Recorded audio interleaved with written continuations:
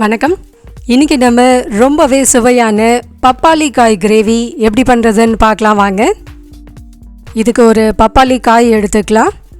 2 பக்கமும் அதோட முனைகளை நீக்கிட்டு தோலை நல்லா சீவிட்டு விதைகளெல்லாம் நீக்கிட்டு இதை ஒரு மீடியம் சைஸ் துண்டுகளாக கட் பண்ணி எடுத்துக்கலாம்.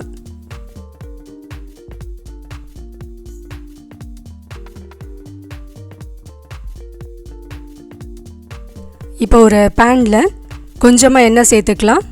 எண்ணெயில் நம்ம கட் பண்ணி வச்சுருக்க இந்த பப்பாளி காயை போட்டு நல்லா வதக்கி எடுத்துக்கலாம்.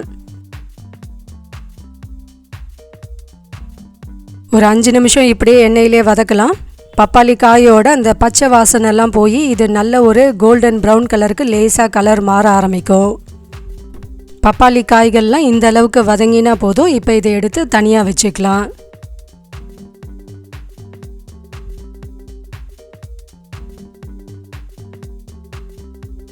இப்போது இதே எண்ணெயில் 2 பெரிய சைஸ் வெங்காயத்தை நீள்வாக்கில் கட் பண்ணி எடுத்துருக்கேன். அதையும் சேர்த்து வதக்கி எடுத்துக்கலாம்.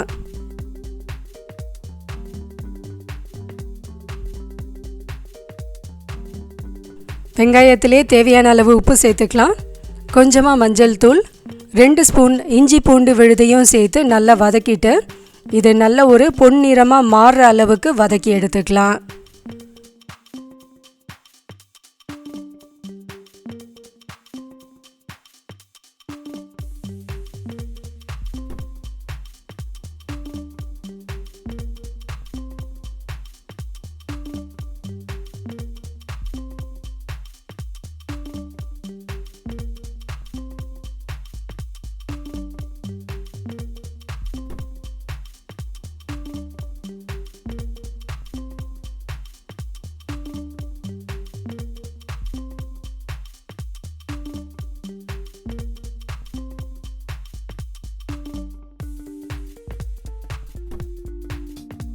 இப்போ இதை ஆற விட்டு மிக்சியில் ஸ்மூத்தாக அரைச்சி எடுத்துக்கலாம்.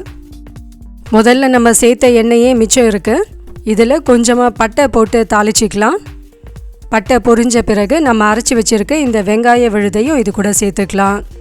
வெங்காய விழுது அரைச்சோன்னே இந்தளவுக்கு கலர் இருக்கணும். அப்போ தான் நமக்கு கிரேவி டேஸ்டியாக இருக்கும்.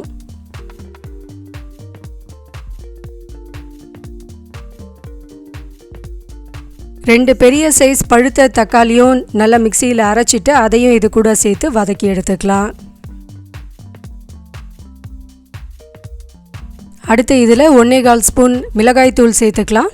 மிளகாய் தனியா ரெண்டுமே சேர்த்து அரைச்ச தூள் இது. 1.25 ஸ்பூன் சேர்த்துக்கலாம். அதையும் சேர்த்து வதக்கிட்டு 1 ஸ்பூன் சீரகத்தூளையும் இது கூட சேர்த்து கலந்து விட்டுக்கலாம்.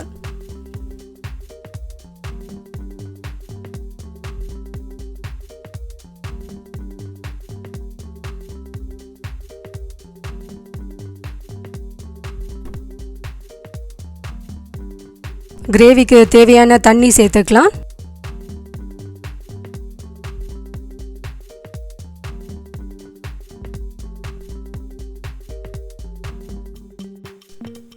அடுத்து நம்ம பொரிச்சு வச்சிருக்க அந்த பப்பாளி காயும் இது கூட சேர்த்து கலந்து விட்டுட்டு கொஞ்சமாக கசூரி மேத்தியை கையால் நல்லா கசக்கிட்டு கடைசியாக இதில் 1 ஸ்பூன் கரம் மசாலாவையும் சேர்த்துட்டு நல்லா கொதிக்க விடலாம்.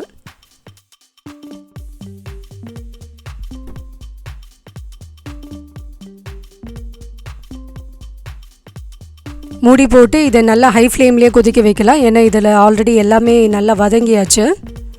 நம்ம ஊற்றி இருக்க எண்ணெய் எல்லாம் நல்லா பிரிஞ்சு தனியாக வரும். அந்த சமயத்தில் அடுப்பை ஆஃப் பண்ணிடலாம். ரொம்பவே கமகமன்னு டேஸ்டியான நம்மளோட பப்பாளி காய் கிரேவி ரெடி ஆயிடுச்சு. இந்த கிரேவி தோசை, சப்பாத்தி, எல்லா வித ரோட்டி வகைகள் எல்லாத்துக்குமே இது ரொம்பவே நல்லா மேட்ச் ஆகும். கண்டிப்பாக இந்த ரெசிபியை ட்ரை பண்ணி பாருங்கள். ட்ரை பண்ணி பார்த்துட்டு உங்களோட ஃபீட்பேக்கை நம்ம கூட ஷேர் பண்ணிக்கோங்க. நம்மளோட இன்னொரு சேனல் S2C குக்கிங்லேயும் நிறைய கிரேவி ரெசிபிஸ் அப்லோட் ஆகிருக்கு. மறக்காமல் அந்த சேனலையும் விசிட் பண்ணுங்கள். உங்களுக்கு ரொம்ப யூஸ்ஃபுல்லாக இருக்கும்னு நினைக்கிறேன். தேங்க்யூ.